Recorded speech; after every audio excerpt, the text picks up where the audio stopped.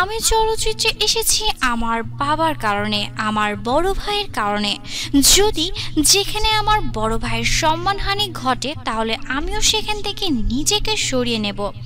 আমি প্রযোজক সমিতির সদস্য, শিল্পী সমিতির সদস্য নই। এই সংগঠন থেকে নিজের নাম প্রত্যাহার করে নেব। অপেক্ষার সাথে কতগুলো কথা বলছিলেন নায়করাজ রাজ্জাকের ছোট ছেলে ও অভিনেতা বাপ্পারাজের ছোট ভাই নায়ক সম্রাট। বড় ভাই বাপ্পারাজকে পরিচালক সমিতির নোটিশ প্রদানের প্রেক্ষিতে কালের কণ্ঠের সাথে আলাপে এসব কথা বলেন তিনি। গত 27 এপ্রিল কালের কণ্ঠ অনলাইন সংরক্ষণে প্রকাশিত এক সাক্ষাৎকারে বাপ্পারাজ পরিচালক সমিতিকে হেয় প্রতিপন্ন করেছেন বলে জানানো হয়েছে। গত রবিবার সমিতির মহাসচিব বদিউল আলমের স্বাক্ষর করা এই চিঠি বাপ্পারাজের গুলশানের বাসায় পাঠানো হয়। সম্রাট বলেন, আমি 3 বছর ধরে বাবার সাথে এফডিসিতে যাই। বাবার হাত ধরে ডাবলিং দেখতে যেতাম, শুটিং দেখতে যেতাম। কখনো এ ধরনের ঘটনা দেখিনি। এখন কথায় কথায় আইনি নোটিশ। আগে তো এসব ছিল না। কোনো রকম ঝামেলা হলে নিজেরা আলোচনার মাধ্যমে মিটিয়ে ফেলা হতো। সবাই ছিল একটি পরিবারের মতো। এখন সেসব কোথায়? পরিচালক সমিতির কাজের স্পেসিফিকেশন নিয়ে নায়ক রাজপুত্র বলেন, তারা নোটিশ দিতে পারে কিন্তু শিল্পীদের নিরাপত্তা দিতে পারে না। সাকিব ভাইয়ের উপর হামলা হলো, তা নিয়ে তো একটা কথাও বলল না পরিচালক সমিতি, কোনো উদ্যোগও নিল না। তারা কি করলো? অন্তত একটা মিটিং হলো বলতে পারতাম। পরিচালক সমিতি ভালো কাজ করেছে। আসলে ভাইয়া বাপ্পারাজ ভুল তো বলেনি।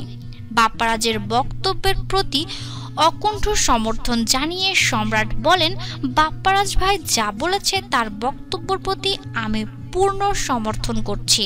তিনি যা বলেছেন তার কোথাও ভুল নেই।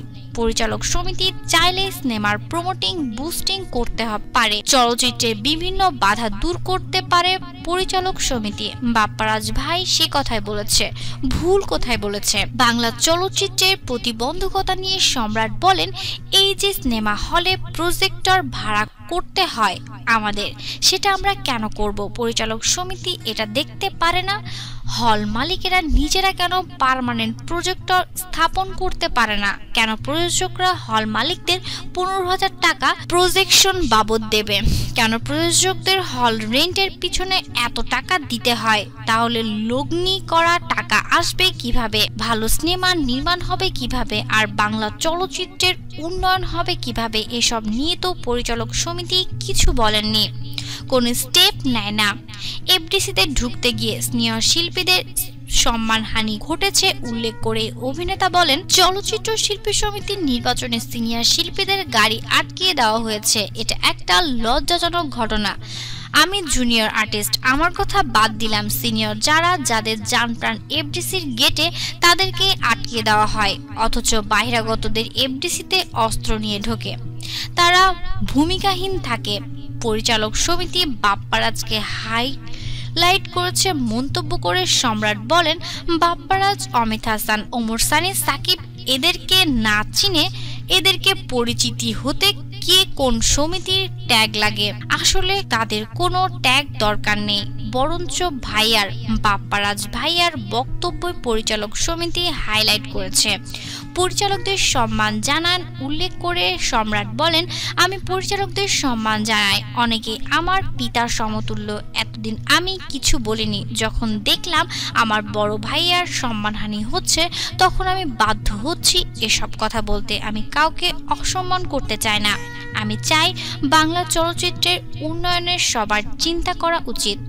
দর্শক, আপনার কি মনে হয় নায়করাজ রাজ্জাকের ছেলে বাপ্পারাজ যেসব কথা বলেছে আসলে সেগুলো কতটুকু ঠিক? নায়করাজ রাজ্জাকের ছেলে সম্রাট তার বড় ভাই বাপ্পারাজের কথাকেই সমর্থন দিচ্ছে এবং তিনি বলছেন যে সাকিব খানের উপর যে হামলা হলো সে বিষয়ে কেন পরিচালক সমিতি কোনো পদক্ষেপ নিল না? বন্ধুরা, এই বিষয়ে আপনাদের মূল্যবান মতামত অবশ্যই আমাদের নিচে কমেন্টের মাধ্যমে জানিয়ে দিবেন।